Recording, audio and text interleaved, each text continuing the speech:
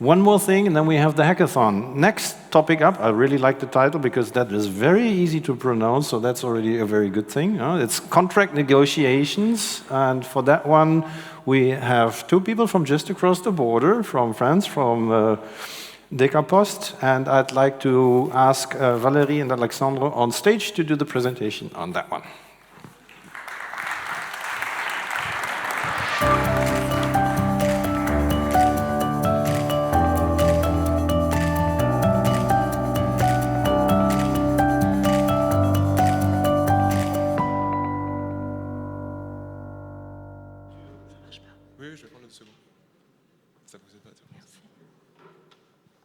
Okay. Hello everyone. Thank you for being here to attend this presentation on decentralized negotiation tool and retrieval of decentralized contracts in a wallet, in a company wallet. Here you have Alexandre Nicaise, who is an innovation engineer, and I, so Valerie Bruna, innovation program director for Gaia-X data space. We are part of Gaia-X data space and in Gaia-X FSFR. We help Gaia-X FSFR in building some proof of concepts to assess Gaia-X working groups in demonstrate feasibility of Gaia-X specifications. So I will begin with a quick reminder of ADAS regulation, about ADAS regulation. Gaia-X introduced ODRL file terms and conditions for contracts. And it's very interesting because it brings more trust between providers and consumers, because ODRL language is a language of standardization of contracts, and it made it automatable and verifiable. So data providers and consumers can verify that the contract is respected when they exchange the data. We will talk about ADAS. So awaiting wallets to implement a signature, I will talk essentially about ADAS version 1. So a little reminder, ADAS version 1 talks about digital signature platform and establish that numeric digital signature is equivalent to unwritten signature. Because digital signature platform have some constraints to respect, to bring more trust.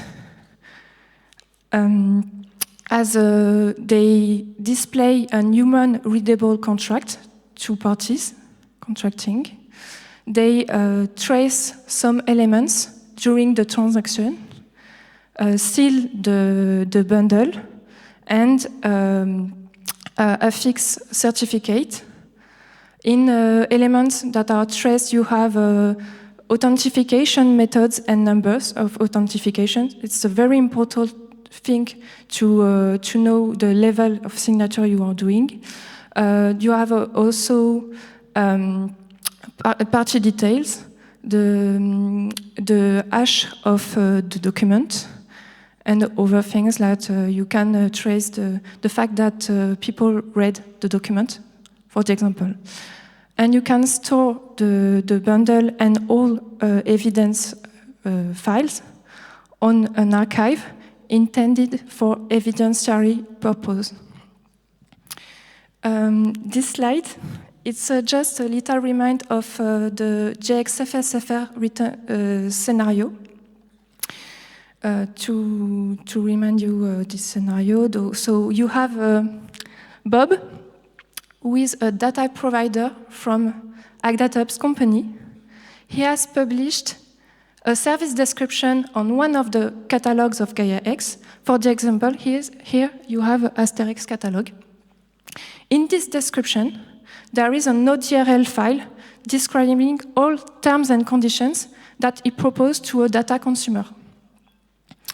On the other hand, you have Alice, who is a data consumer from Montblanc IoT, and she wants to compare various service offerings from the catalog.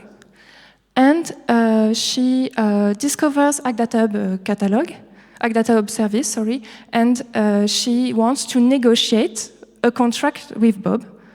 So we will present you our proposal to bridge the gap between Gaia-X ODRL terms and conditions and the current world by adding a legal value to data contracts and facilitating negotiation. Let's move to the video. So,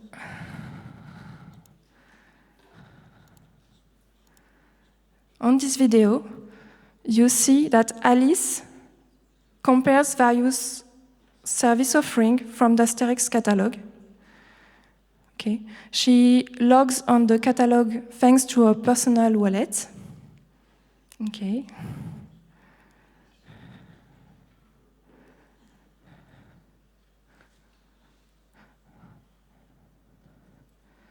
She filters on AgDataHub services and discovers it. She wants to negotiate a contract with AgDataHub, so she clicks on negotiate a contract. Okay, here. Okay. This step is very important for our negotiation tool. What you see on the screen is the ODRL file, terms and conditions, that Bob published in his service description.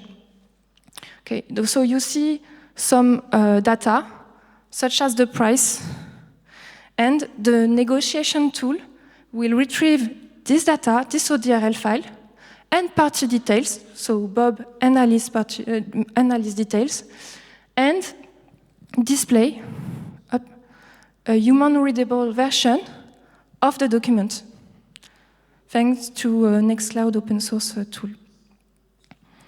Okay, so you see all data from the ODRL file. Okay. And here you have the negotiation tool, and you see the human-readable version of the contract you just seen. In red, you have variable from the ODRL file, underlined. Here you see that the price proposed by Bob is 250 euros for the example. So Alice can negotiate this contract and change values. She proposed 150 euros for the contract. And now, okay, you see that both parties receive an email from the solution to access to the contract being negotiated. So here you see that Bob, so it's Alice, but just after, you see that Bob from AgDataHub company can access to the contract being negotiated and see that Alice proposed a price of 150 euros. He is okay, so he can conclude the deal by writing on a chat dialogue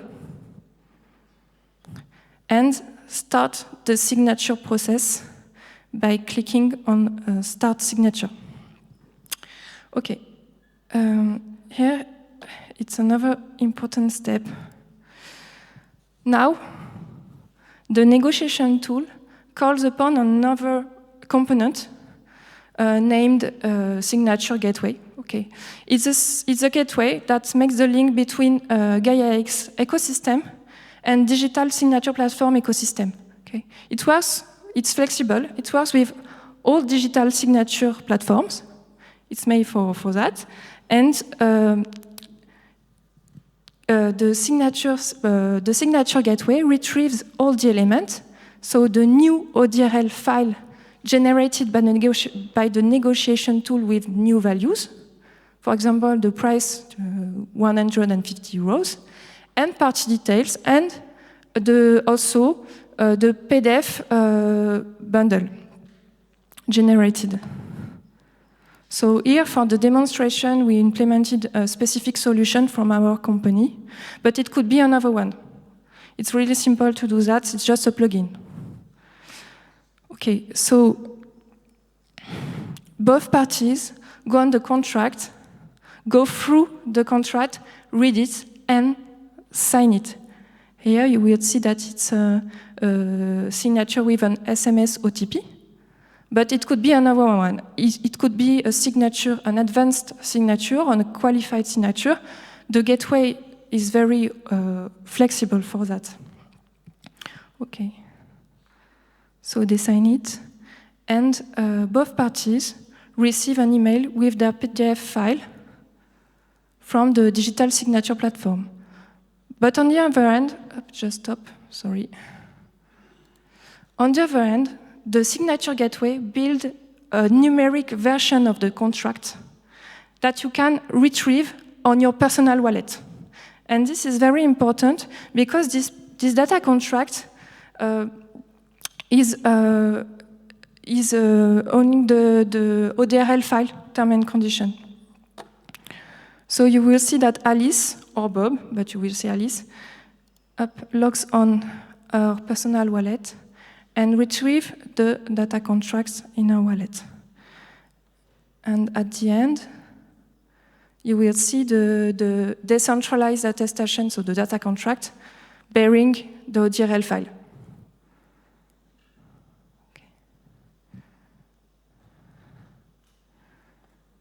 Okay, so she accepts. Okay. And now it's the data contract attestation in her wallet. What is important in this demonstration is that you can make the bridge between Gaia-X ecosystem and digital platform ecosystem for now, but for EIDAS V1. However, what you see, it's Alice retrieve the data contract in her personal wallet, but it's not an Alice contract, it's a contract of Montblanc IoT. So, thus, how to manage this case, how to store a data contract in a company wallet, and how you can delegate the right to present or to read this contract to all employees in your company. And this introduces the second part of the presentation that will be presented by Alexandre. For this presentation, you have to know that the demonstrator is under construction, so it has not yet been achieved.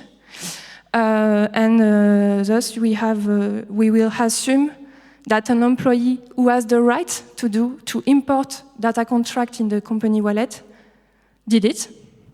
And he will present you how an administrator can delegate the right to employees to present a data contract. Thank you. Yeah. Thank you. It's okay, yeah. Thank you very much. So, as Valerie said, the next part will expose the corporate wallet with all this functionality, like sharing credentials for employees. So first of all, I will just go through the slide. Yeah. So this corporate wallet is used to share credentials between company who store on an SI wallet and the employee of this company. Firstly, just a quick step into the architecture of our components. So we have two main components. The first one is the corporate wallet here. It used SSI wallets to store credentials. Also blockchain and Solidity smart contracts to interact with blockchain. But the other decentralized application that we developed is the employee wallet, which used the blockchain, but not the SSI wallet, because the SSI wallet is used by the corporate wallet. So first of all, we are going to see the connection of a crypto wallet on this application and on the other application. We use crypto wallets like MetaMask to do the connection because we want to use only one way to authenticate in our both application. So at the beginning, you are going to see with Wallet Connect and MetaMask our administrator, which is connecting on the application. He signed transaction and he and he is going to see the home page of our application. In this page, you see two credentials. It's a bit blurry, but the first one with the green icon is published on our shared system. It's an employee credential. And the other one, the contract credential, isn't shared yet, but we are going to share it later. So for the first step, we are going to see that in our corporate wallets, no employee has been yet registered. So at the bottom right of the screen, there's Alice screen, and this screen is the login page to register. So firstly, she will connect with SSO accounts, single sign-on accounts from a society, a company, and then she will link the crypto wallet to SSO accounts. So here you see that she also used MetaMask for the example, and here a message that says that she linked the both accounts. And here on the administrator tab, you see that Alice appears with all SSO information, like email address, phone number, etc., and the wallet employee with the address. Now it's quite blurry, but in the center of the screen. And now we want to add Alice the read rights for credential. It means that all credential authorized for Alice. Alice could read it on his application. At the bottom right, we'll go through later, but you see the employee wallet. So here we set the read write for Alice. We sign the transaction. We saw that she had the read write. And now we are going to assign the credential to Alice. So we click on Assign VC. Firstly, we connect Alice on his accounts. So you see that we also use MetaMask to connect Alice on his accounts. And she had no document yet in her possession. So now we assign Alice Smith for this credential. And she had the read rights. So when she will go through a wallet, she will see the credential. You see the employee credential here. Then we are going to add some groups to manage more than one employee at once. So here we create two groups, admin and employees, just for example. We need to sign the transaction at any action in our application. Here we add Alice to this group, and we add the read write to the group, and then we are going to add Alice to the group. It means that all employees in the group, employees here, we have the read rights for the authorized credential. So here our group is full with Alice, and then we are deciding to publish the other credential, just a quick step behind. Yeah, here, you see the contract credential isn't been shared yet. So we are going to manage VC, and then click on the credential that isn't published for now, and add the credential to IPFS. Here we add the content of the credential IPFS.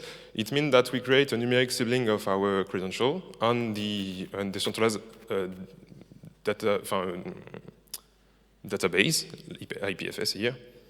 And then when the credential is, we sign the transaction every time, and when the credential is published, on the home page, we see the green icon.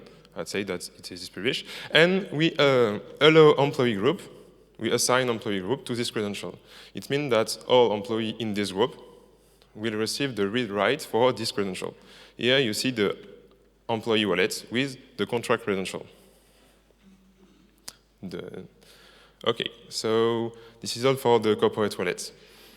Here you see that we can, in a nutshell, that what we see here, firstly, on the Valerie side, the ODL contract negotiation with a tool and the question to how to bring legal validity of a contract in our systems with the negotiation tool, which is used to facilitate the negotiation with a human-readable contracts.